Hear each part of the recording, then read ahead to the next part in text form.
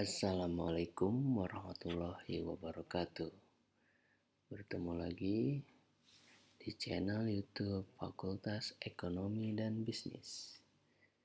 Kali ini saya akan coba menjelaskan tentang program SIPASTI, Sistem Informasi Penjadwalan dan Anggaran Sidang Skripsi Terintegrasi.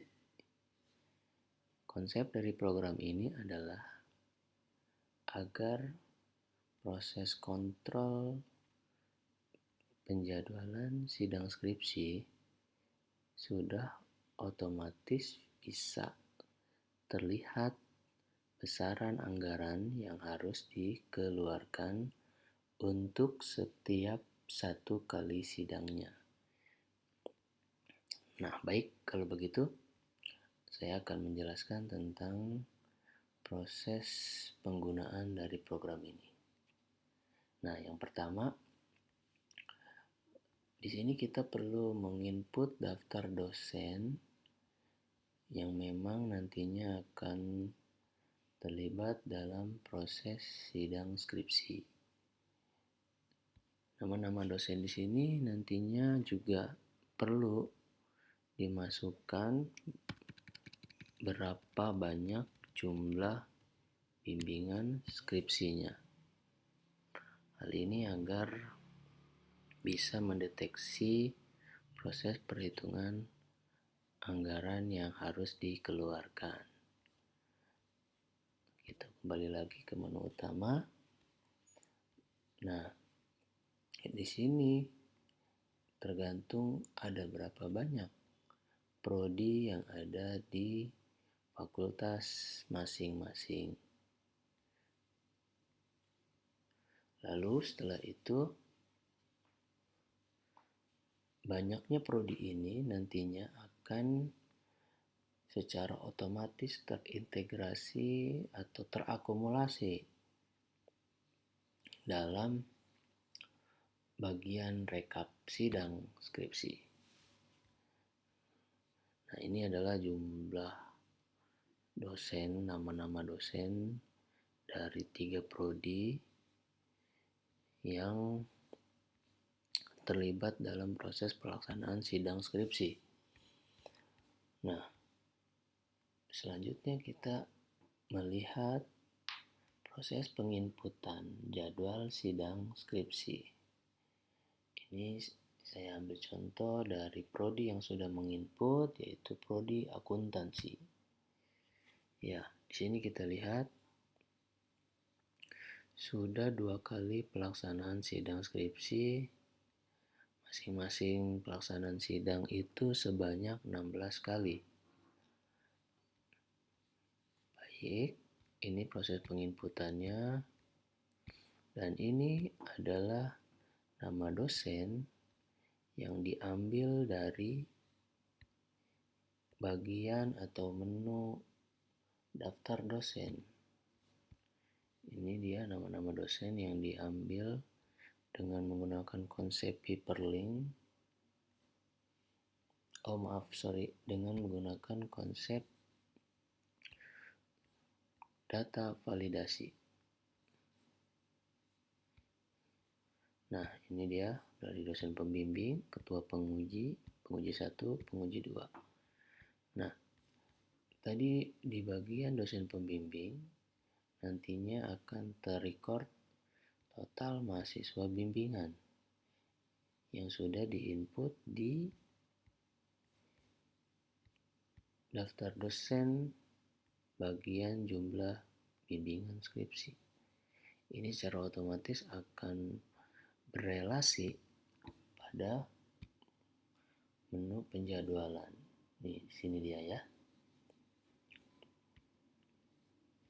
Nah, setelah selesai menginput penjadwalan sidang skripsi para dosen, di sini nantinya akan terdeteksi bentrok atau tidaknya para dosen-dosen yang dijadwalkan dalam pelaksanaan sidang skripsi. Jadi ini di-input satu persatu. Ketika ada bentrok, dia akan memberikan sebuah sinyal dalam bentuk warna pink.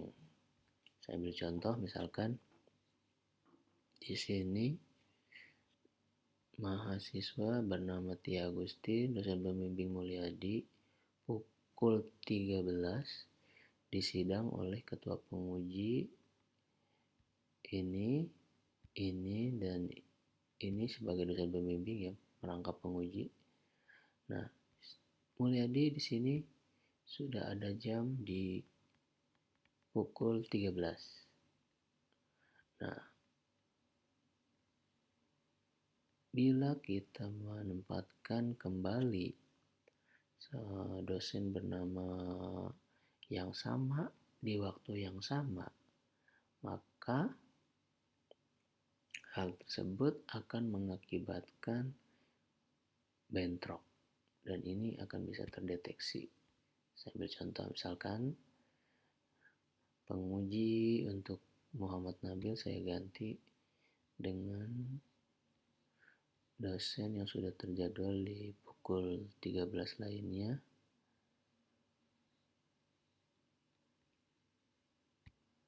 Nah, ini dia. Secara otomatis akan mendeteksi adanya sebuah bentrok.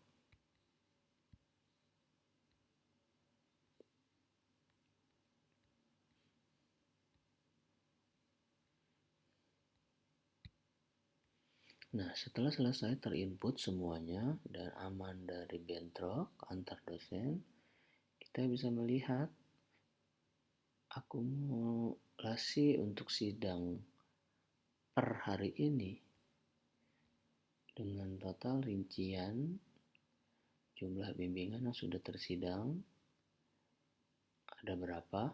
Ada 16. Dosen yang terlibat dalam proses pengujian ini yang terdiri dari dosen penguji, ketua penguji, dan penguji, ya.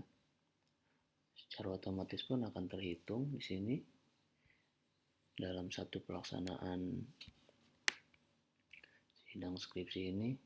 Dia akan menghitung per orang yang nantinya akan dijumlah sebesar 48. Jadi dari 16 mahasiswa yang disidang skripsi, ya, di sini melibatkan proses pengujian 48 kali yang dilakukan oleh 17 dosen. Secara otomatis akan menghitung nilai rupiahnya. Angka rupiah ini hanya ilustrasi saja ya, bukan angka real yang sebenarnya. Ini dia. Secara otomatis akan menghitung. Baik, selesai hari pertama sidang skripsi, lanjut ke hari kedua dengan proses dan tahapan yang sama. Penginputan jadwal mahasiswa yang diuji oleh ketua penguji 1 dan didampingi oleh dosen pembimbing, kita input secara keseluruhan, maka dia pun secara otomatis akan menghitung jumlah akumulasi pelaksanaan sidang skripsi di hari itu dengan nilai total rupiah atau anggaran yang harus dikeluarkan sebesar ini. Nah, jika diasumsikan proses sidang skripsi sudah selesai secara keseluruhan untuk seluruh mahasiswa yang mendaftar skripsi atau mendaftar sidang skripsi, maka nantinya seluruh proses-proses sidang skripsi itu akan dihitung secara menyeluruh dalam kolom yang akan menjelaskan total keseluruhan dari pelaksanaan sidang skripsi yang sudah dilakukan. Ini dia perhitungannya. Jika seluruh mahasiswa sudah disidangkan, maka nantinya di sini total bimbingan yang sudah sidang akan sama jumlahnya dengan total mahasiswa bimbingan. Nah, apabila ada mahasiswa yang tidak ikut sidang pada tahun ini atau tahun yang sedang dilaksanakan proses sidang, maka di sini akan terdeteksi total mahasiswa yang belum sidang. Ini memudahkan bagian akademik untuk mendeteksi siapakah mahasiswa tersebut, karena nantinya kita akan melacaknya melalui dosen pembimbingnya. Ini dia akumulasinya.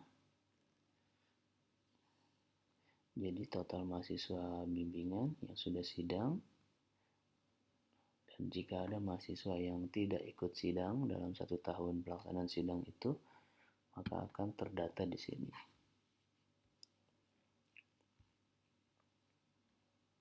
Dan ini adalah total bimbingan plus non-bimbingan, menguji bimbingan dan bimbingan.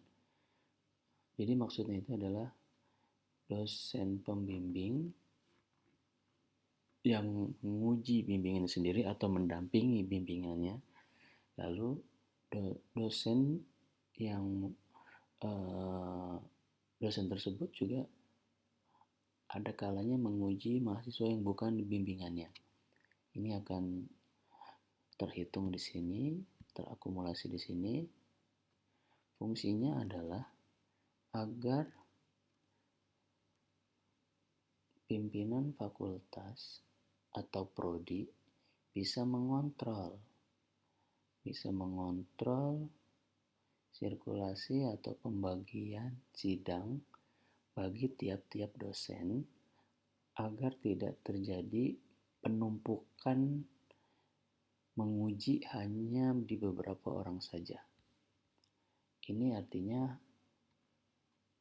dimaksudkan terjadi pemerataan secara proporsional di antara para dosen dalam upaya mendapatkan sidang skripsi.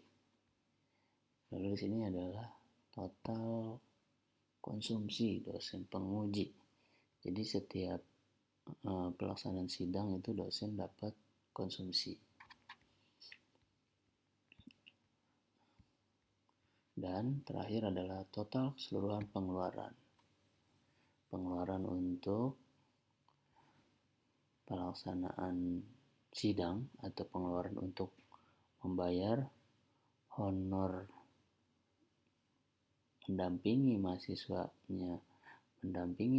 bimbingan sidang untuk dosen pembimbing, honor untuk dosen yang menguji bukan bimbingannya, dan honor untuk konsumsi. Ini dia akan mengakumulasi secara keseluruhan dosen tersebut selama ikut serta dalam proses sidang skripsi dalam pelaksanaan 1 tahun terakhir atau 1 tahun akademik terakhir. Ini akan terhitung total keseluruhannya. Nah, jika selesai dengan diasumsikan selesai untuk satu prodi, lalu prodi lainnya juga selesai, kita asumsikan ini selesai, dan kita asumsikan ini pun selesai, maka nantinya akan terekap pada bagian rekap sidang. Di sini ada beberapa dosen yang memang membimbing dan menyidang di beberapa prodi, sehingga hal itu akan menjadi penilaian untuk dosen tersebut tidak terlalu banyak secara nilai kumulatif, tidak terjadinya gap yang tinggi dengan dosen yang hanya membimbing atau menyidang di satu prodi tertentu saja. Hal ini dimaksudkan agar tidak terjadi kecemburuan sosial di antara para dosen. Tentunya perlu ada pembagian yang bersifat proporsional ya, sehingga tidak menimbulkan kecemburuan sosial. Nah, ini dia akan menghitung secara kumulatif dari proses pelaksanaan sidang skripsi seluruh prodi yang ada di fakultas. Kalau tadi adalah perhitungan per prodi, kalau ini adalah perhitungan seluruh prodi. Sehingga di sini memudahkan pimpinan fakultas, dalam hal ini dekanat, mengontrol distribusi pembagian dan pelaksanaan sidang skripsi yang dikerjakan oleh prodi kepada para dosen tetap fakultas. Nah, baik teman-teman, itulah tentang konsep dari program SIPASTI ini. Konsep sederhana tetapi bisa memberikan informasi yang lengkap tentang distribusi pelaksanaan sidang skripsi. Nah, lalu program ini masih bersifat offline agar bisa dikontrol, agar bisa diketahui oleh pimpinan fakultas, dalam hal ini dekanat, secara real time, kapanpun, dimanapun, tanpa adanya batasan ruang dan waktu, maka program ini perlu di-online-kan. Karena memang proses pelaksanaan sidang skripsi, penginputan jadwalnya dikerjakan oleh prodi. Nah, untuk kepentingan tata kelola yang baik dalam hal pengontrolan agar tidak terjadi penumpukan atau tidak terjadi hal-hal yang memang bisa menimbulkan gap antara dosen satu dengan dosen yang lainnya, maka kontrol dimulai dari proses penginputan. Baik, kita langsung demokan saja bagaimana cara mengonline-kan program ini.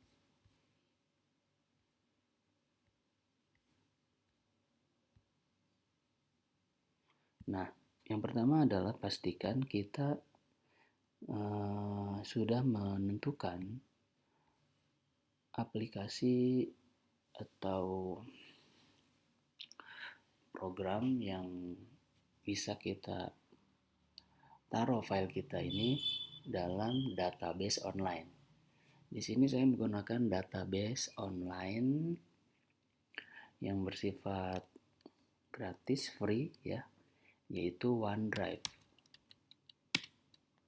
Saya pakai OneDrive ya, karena memang OneDrive ini adalah miliknya Microsoft dan Excel yang saya gunakan adalah Excel Microsoft Excel. Jadi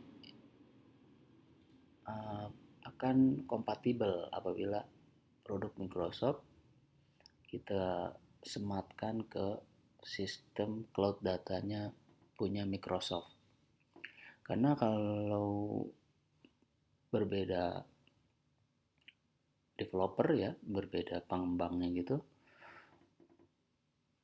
program yang sudah dibuat, program Excel yang sudah dibuat itu tidak bisa berfungsi secara maksimal. Ada menu-menu yang hilang. Berbeda kalau memang satu pabrikan ya, Microsoft ketemu Microsoft, maka program Excel yang sudah dibuat dapat powerful, bisa digunakan tanpa adanya kekurangan. Yang membedakan hanyalah tampilan saja, tampilan offline dan tampilan online. Baik, langsung saja kita upload filenya agar bisa diakses secara online. Yang pertama-tama pastikan kalian sudah memiliki akun dari Microsoft OneDrive ini ya. Jika belum, lakukanlah sign up ya dengan cara membuat akun Microsoft OneDrive. Oke, proses pembuatan akunnya sama dengan membuat email pada umumnya ya. Tapi di sini yang digunakan adalah email Outlook. Pastikan domain yang digunakan adalah domain Outlook. Karena saya sudah membuat emailnya ya, nanti saya akan menggunakan email saya saja. Di sini saya tidak menjelaskan proses pembuatan email Microsoft OneDrive-nya. Ya, teman-teman bisa mengikuti saja tahapan-tahapan yang diminta oleh Microsoft dalam proses sign up email Outlook tersebut. Saya langsung gunakan email yang sudah saya punya saja.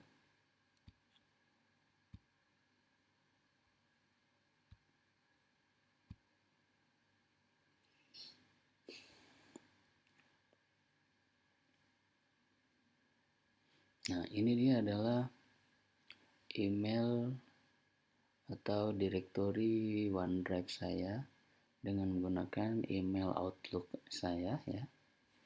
Nah, sekarang kita upload file yang tadi sudah kita siapkan, file demo sidang skripsi, agar file tersebut bersifat online.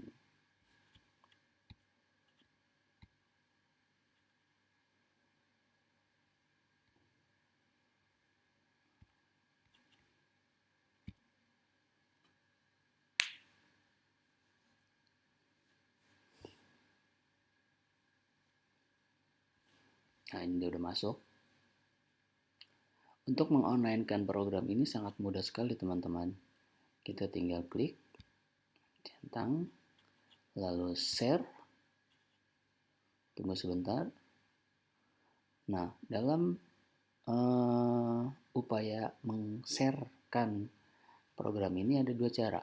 Bisa dengan mendaftarkan email-email tertentu yang memang diizinkan untuk mengakses program ini, atau bisa juga dengan cara proses copy link. Jadi program ini nanti akan dibuatkan linknya oleh Microsoft OneDrive, lalu kita copy program ini ya, kita copy program ini dan kita tinggal share ke orang yang kita inginkan.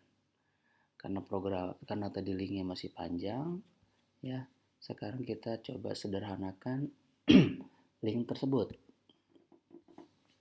Baik, saya sederhanakan dulu link tersebut. Saya di sini menggunakan tinyurl.com.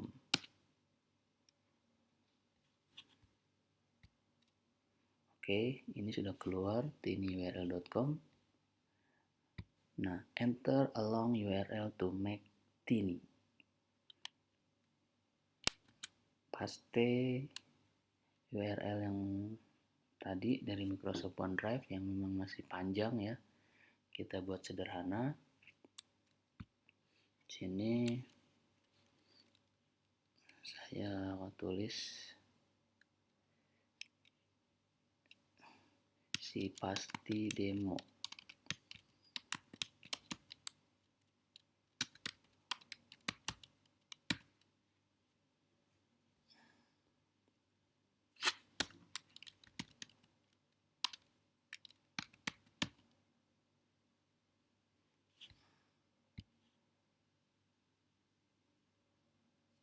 Oke, ini sudah jadi.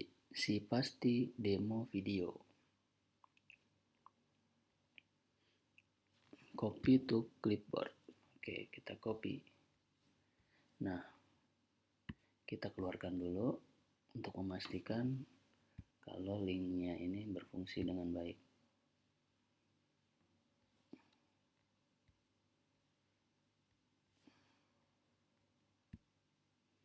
Oke, kita buka jendela browser yang baru. Kita paste di sini. Enter.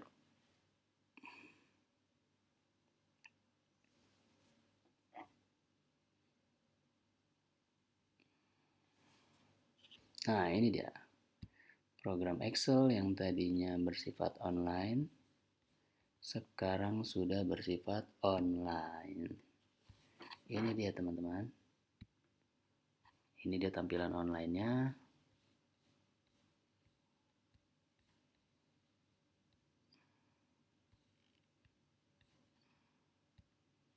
Nah, ini dia tampilan online-nya.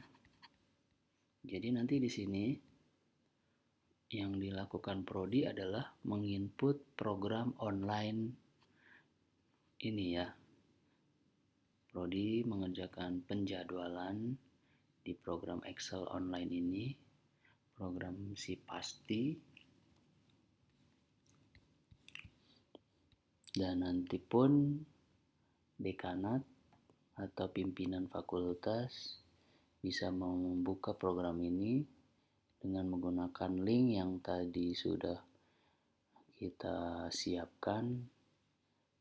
Karena kepentingan pimpinan fakultas di sini adalah kontrol, maka yang dilihat adalah bagian rekap sidang. Jika ingin mengontrol proses pelaksanaan sidang secara keseluruhan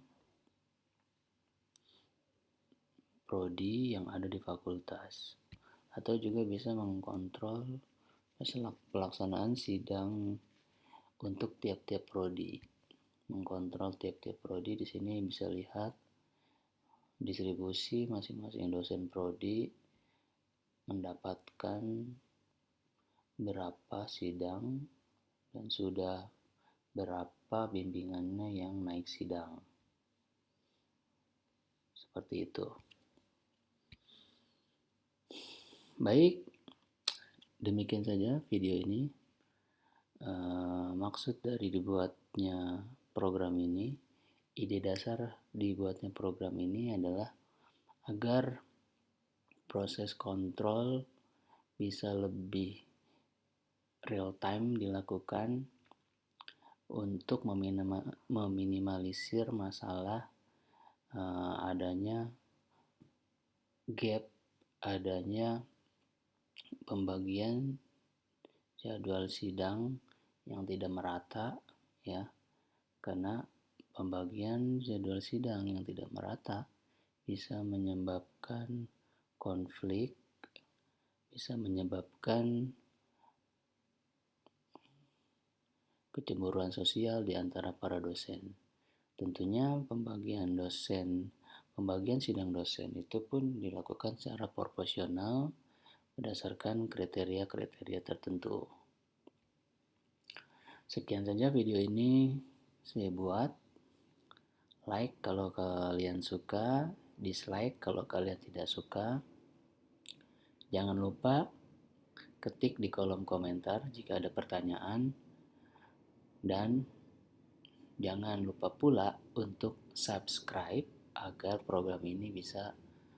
channel YouTube ini bisa terus berkembang. Sekian dari saya selaku admin YouTube Fakultas. Subhanakallahumma wa bihamdika asyhadu alla ilaha illa anta astaghfiruka wa atubu ilaik. Wassalamualaikum warahmatullahi wabarakatuh.